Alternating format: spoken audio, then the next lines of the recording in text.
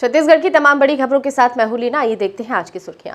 शासन के वित्तीय आदेश पर छत्तीसगढ़ में बवाल, भूपेश रमन के बीच आरोप प्रत्यारोप। छत्तीसगढ़ में बजट सत्र के बाद मंत्रिमंडल विस्तार पर फैसला। सीएम बोले, बजट के बाद देखेंगे। देश में गुजरात मॉडल फेल और उजागर हो रहे हैं कालीचरण के काले कारनामे। रायपुर पुलिस को सबूत के साथ भेजा पत्र। अब देखते हैं खबर विस्तार से। सरकार की वित्तीय साख बढ़ाने से जुड़े वित्त विभाग के एक आदेश पर छत्तीसगढ़ में राजनीतिक बवाल खड़ा हो गया है। इस आदेश के हवाले से पूर्व मुख्यमंत्री डॉक्टर रमन सिंह ने आरोप लगाया है कि छत्तीसगढ़ सरकार दिवालिया हो गई है। इस पर पलटवार करते हुए मुख्यमंत्री भूपेश बघेल ने कहा है कि डॉक्टर रमन सिंह को भूलने की आदत तो नहीं हो गई है। पिछले दिनों वित्त विभाग ने सभी निगम मंडल और प्राधिकरणों को अपनी आधिक्य राशि यानी बचा हुआ पैसा के डिपॉजिट में जमा करने का निर्देश जारी किया। इसके हवाले से पूर्व मुख्यमंत्री डॉक्टर रमन सिंह सरकार पर हमलावर हैं। डॉक्टर रमन सिंह ने सोशल मीडिया के जरिए मुख्यमंत्री भूपेश बघेल पर सीधा हमला बोला। उन्होंने कहा, छत्तीसगढ़ सरकार दिवालिया हो गई है। शायद ही किसी राज्य में ऐसा होता हो कि निगम मंडलों में इमरजेंसी के लिए जमा राशि को सरकार के डिपॉजिट में जमा करने को कहा जाए। इस आरोप के जवाब में मुख्यमंत्री भूपेश बघेल ने डॉक्टर रमन सिंह के कार्यकाल में जारी ऐसे ही आदेश की पूरी सूची सार्वजनिक की है। उन्होंने कहा, डॉक्टर साहब, कहीं आप स्मृति लोप के शिकार तो नहीं हो गए हैं। अब उसी के नीचे आरपी सिंह का भी ट्वीट आया होगा, उसको पढ़ लीजिएगा। 2013 के जो ऑर्डर है, 2013 में रमन सिंह ही मुख्यमंत्री थे और उसके समय भी के डिपॉजिट में सारे पैसे जमा किए गए सारे विभाग के। तो सीधी सी बात है, रमन सिंह जी के जो ट्विटर हैंडल जो है हैंडल कर रहे हैं, वो लोग या तो रमन सिंह पूछते नहीं या फिर रमन सिंह जी की याददाश्त कमज़ोर हो गई है। 15 साल सत्ता में रहे, ये तो साधारण सी प्रक्रिया है। हम लोग मध्य प्रदेश में देखते थे, तभी के डिपॉजिट में जमा किया जाता था।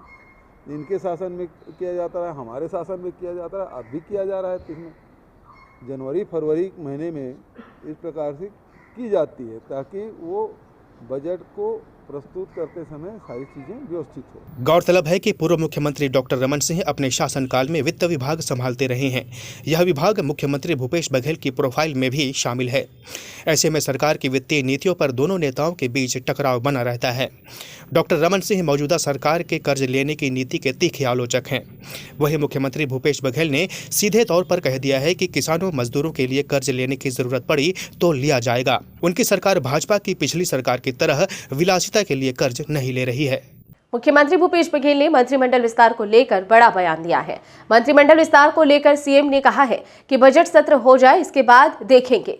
इस दौरान उन्होंने भाजपा पर हमला बोलते हुए कहा कि देश में अब गुजरात मॉडल फेल हो गया है, अब सिर्फ छत्तीसगढ़ मॉडल की चर्चा हो रही है।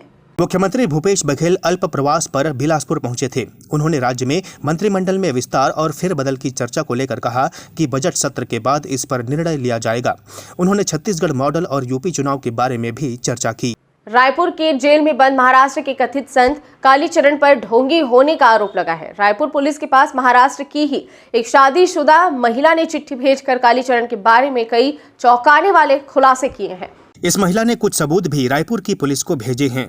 महिला की चिट्ठी में एक महिला भक्त से कालीचरण के संबंध होने, लोगों से परेशानी दूर करने के नाम पर वसूली करने, महिला भक्तों को प्रभावित कर उनसे करीबी बढ़ाने जैसी बातों का जिक्र है।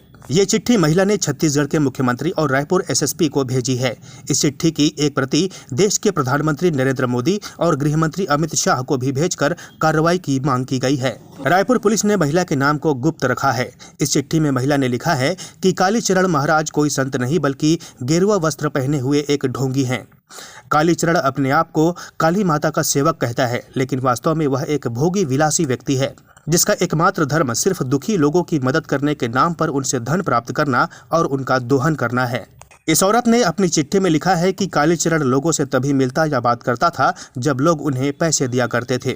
कालीचरण सामान्य जीवन जीने वाला कोई संत नहीं था, बल्कि पूरे ऐशो आराम से अपनी जिंदगी बिता रहा था।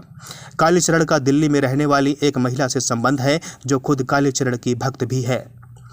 इस चिट्ठी के मिलने की बात कबूलते हुए रायपुर के एसएसपी प्रशांत अग्रवाल ने बताया कि ये पत्र उन्होंने टिकरापारा थाने की टीम को इन्वेस्टिगेशन के लिए भेजा है।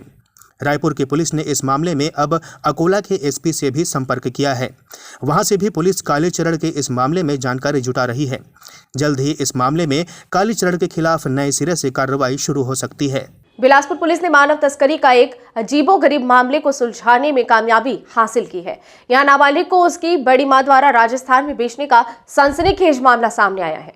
पुलिस ने बड़ी मां समेत 5 आरोपियों को गिरफ्तार करने में सफलता हासिल की है। इस मामले का खुलासा करते हुए बिलासागुड़ी में वरिष्ठ पुलिस अधीक्षक पारुल माथुर ने बताया कि नवंबर माह में बिलासपुर के कोतवाली थाने में नाबालिग की गुमशुदगी की रिपोर्ट दर्ज कराई गई थी।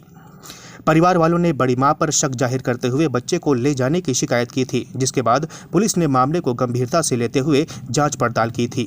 जब बारीकी से छानबीन की गई तो पता चला कि नाबालिग को उसकी बड़ी मां ज्योति गुप्ता बहला फुसला कर नागपुर ले गई थी, जहां उसकी मुलाकात कुछ अन्य लोगों से हुई और उन्होंने मिलकर नाबालिग का फर्जी आधार कार्ड बनवाया, जिसके बाद उसे लेकर राजस्थान के किशनगढ़ पहुंचे।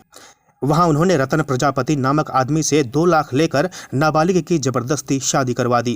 किशोरों का शारीरिक शोषण भी हुआ है। मामले में पुलिस ने 5 आरोपियों को हिरासत में लिया है। इनके पास से पुलिस ने 65,000 नकदी, 6 मोबाइल भी जब्त की है। मामले में एक आरोपी की तलाश अभी भी जारी है। ये नवंबर में कोतवाली क्षेत्र में जो 363 का अपराध पंजीबद्ध हुआ था, नाबालिग बच्ची यहाँ से ले जाई गई थी। उसको पुलिस की टीम राजस्थान के किशनगढ़ ज़िले से बरामद करके सकुशल लाई है और इसमें जो पूरा घटनाक्रम सामने आया है उसकी जानकारी से प्राप्त हुआ है कि परिवार वालों का ओरिजिनली जिस महिला पे शक था, जो कि बच्ची की ही परिवार की एक महिला थी, उसी के साथ वही महिला इसको बहला फुसला के घर से ले गई थी और ये लोग रायपुर डोंगरगढ़ होते हुए नागपुर पहुँचे थे। नागपुर में कुछ ऑटो ड्राइवर्स और बाकी ऐसे लोगों से संपर्क हुआ जिसके माध्यम से इस बच्ची को लेकर सौदा हुआ 2 लाख रुपए में और इसका एक फर्जी आधार कार्ड बनवाया गया जिसमें इसकी उम्र 19 साल दिखाई गई और उसके बेसिस पे किशनगढ़ ज़िले में एक व्यक्ति से इसकी ज़बरदस्ती शादी भी कराई गई। इस लड़की को वहाँ से बरामद किया है और इसका अभी CWC और मेडिकल करा के परिवार को सुपुर्द किया गया है। 5 आरोपियों को इस पूरे प्रकरण में पुलिस ने पंजीबद्ध किया है। ये 3 लोग इसमें नागपुर के हैं और एक इसकी जो महिला जिसके साथ ये गई थी परिवार की ही जो है, और एक आरोपी इसमें राजस्थान से गिरफ्तार। मुख्यमंत्री ने राज्य में रेत के अवैध उत्खनन को रोकने के लिए कलेक्टर और एसपी को खुद अपने स्तर पर मॉनिटरिंग करने के निर्देश दिए हैं। पिछले कुछ दिनों से सरकार के पास अवैध उत्खनन की शिकायतें पहुंच रही थी, जिसके बाद अब मुख्यमंत्री ने सख्त तेवर दिखाए हैं। मुख्यमंत्री ने अवैध रेत उत्खनन के विरुद्ध सख्त कार्यवाही करने के निर्देश दिए हैं। उन्होंने कहा है कि कार्यवाही न होने पर अधिकारियों के खिलाफ कड़ी कार्यवाही की जाएगी।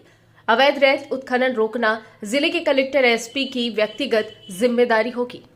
छत्तीसगढ़ के कोरबा जिले में भूविस्थापितों ने बड़ी संख्या में एकत्रित होकर रेलवे ट्रैक पर प्रदर्शन किया। भूविस्थापितों ने 8 घंटे तक मालगाड़ी रोक दी। इसके चलते एनटीपीसी को होने वाले कोयला परिवहन ठप हो गया।